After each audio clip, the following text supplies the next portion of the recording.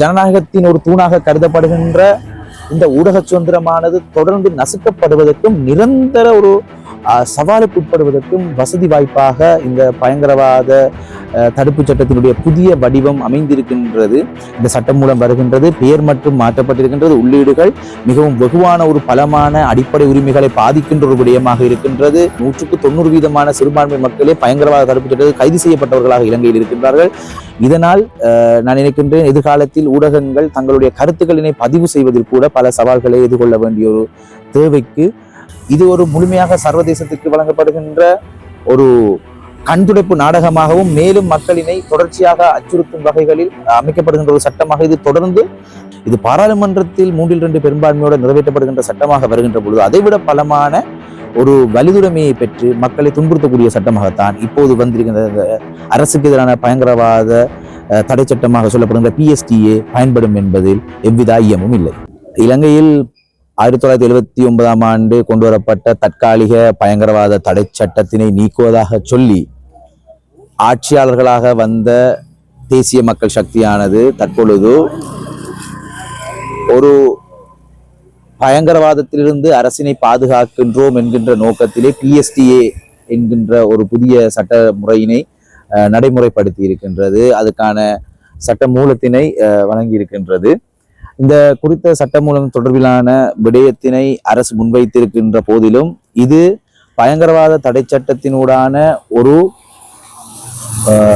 தற்காலிக சட்டத்தினை மிகவும் பலமாக அதனை நாங்கள் ஒரு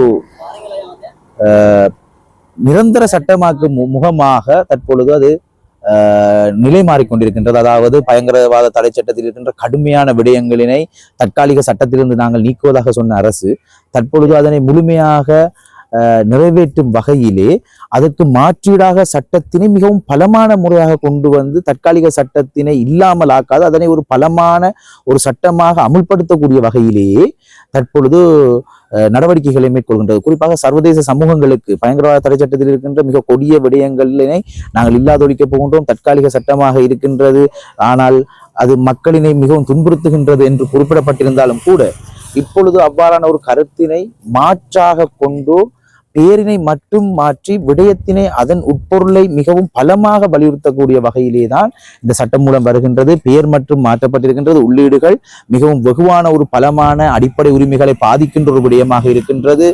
மனித உரிமைகளுக்கு எதிரான ஒரு விடயத்தினை வலியுறுத்துகின்றது. இவ்வாறான காரணங்களினால் மக்கள் தொடர்ந்து குறிப்பாக சிறுபான்மை மக்களே பாதிக்கப்பட்டிருக்கின்றார்கள். அதிகமாக 190% சிறுபான்மை மக்களே பயங்கரவாத தடுப்பு சட்டத்தில் கைது செய்யப்பட்டவர்களாக இலங்கையில் இருக்கின்றார்கள்.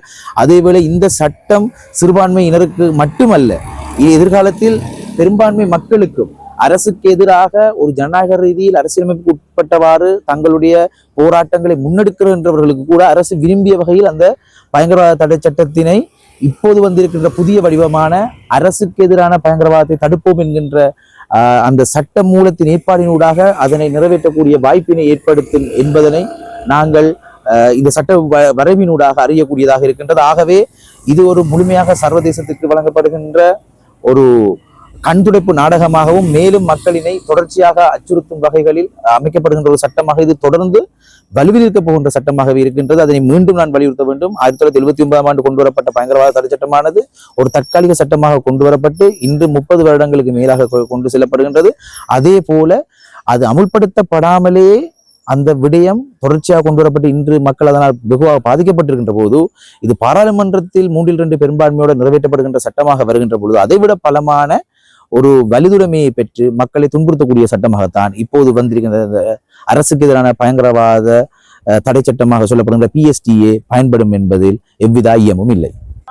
அது மட்டும் இல்லை, நேற்றைய தினம் கூட உயர் நீதிமன்றத்தின் தீர்ப்பிலே அவசர கால சட்டத்திலே பயன்படுத்தப்பட்டிருக்கின்ற ஒரு முக்கியமான விடயத்தினை நாங்கள் கருத்து கொள்ளப்பட்டோம். நேற்றைய தினம் நான் நினைக்கின்றேன் முன்னாள் ஜனாதிபதி கோட்டாபய ராஜபக்ஷ அவர்களினை பிரதிவாதியாக குறிப்பிட்டு ஒரு சமூக செயற்பாட்டாளர் ஒரு வழக்கினை தாக்கல் செய்திருந்தார். அதாவது அவசர கால சட்டம் இந்த கொரோனா காலத்தில் பிரகடனப்படுத்தப்பட்டிருந்த போது ஊடக அடக்குமுறை சம்பந்தமான ஒரு விடயத்தினை தாக்கல் செய்யப்பட்டிருந்தது. அது தொடர்பிலான சத்திய கடதாசிகளை நேற்றைய தினம் நீதிமன்ற பிரதிவாதிகளிடமிருந்து பெற்று அதற்குரிய நடவடிக்கையை மேற்கொள்ளும்படி உயர்நீதிமன்றம் பணித்திருக்கின்றது. அதேவேளை இந்த விடயம் தொடர்பிலே இவ்வாறு அவசரகால சட்டம் பிரகடனப்படுத்தப்பட்ட போது ஊடகங்கள் அடக்கப்பட்டிருந்த விடயம் தொடர்பில் நேற்றைய உயர்நீதிமன்றத்தினுடைய கவனம் செலுத்தப்பட்டிருக்கின்ற சந்தர்ப்பத்திலே இந்த பயங்கரவாத தடை சட்டத்தினுடைய புதிய வடிவம் முழுமையாக ஊடக சுதந்திரத்தினை முடக்குவதாகவும் தனி மனித சுதந்திரத்தை முடக்குவதாகவும் ஜனநாயகத்தின் ஒரு தூணாக கருதப்படுகின்ற இந்த ஊடக சுதந்திரமானது தொடர்ந்து நசுக்கப்படுவதற்கும் நிரந்தர ஒரு